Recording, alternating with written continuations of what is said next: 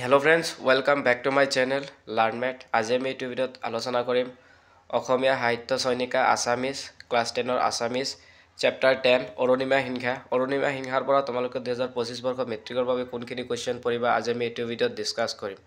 So তোমালোকে অৰুণিমা সিংহা চেপ্টাৰটো বাহিৰ কৰি লোৱা।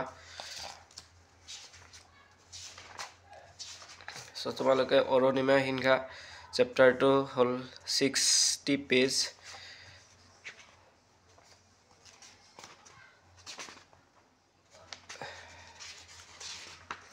এইটো চেপ্টাৰ তোমালোকে বাহিৰ কৰি লোৱা অৰুণিমা সিংহা।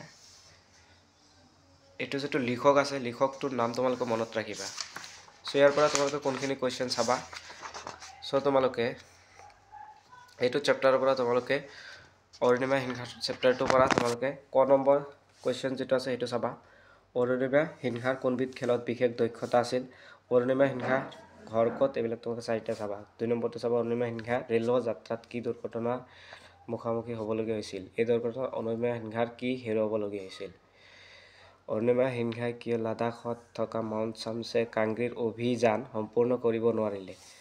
তাৰপিছত 6 নম্বৰটো অৰুণিমা সিংহাৰ এভাৰেষ্ট অভিযানৰ বৰ্ণনা দিয়া। 7 নম্বৰটো চাবা এগৰাকী ব্যক্তিয়ে নিজৰ প্ৰতিভাৰে জাতীয় এই কোৱেশ্চনটো তোমালোকে চাবা দীঘল কোৱেশ্চন। 8 নম্বৰটো চাবা ক্ৰিকেট খেলুৱৈ যুৱৰাজ সিংহে অৰুণিমাক কেনেদৰে অনুপ্ৰাণিত কৰিছিল।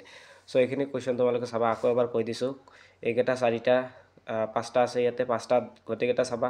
2 নম্বৰটো চাবা 5 নম্বৰটো চাবা 6 নম্বৰটো চাবা আৰু ইয়াৰ 3 নম্বৰটো চাবা 7 নম্বৰটো চাবা 8 নম্বৰটো চাবা। সো এইখিনি চালে তোমালোকৰ হৈ যাব।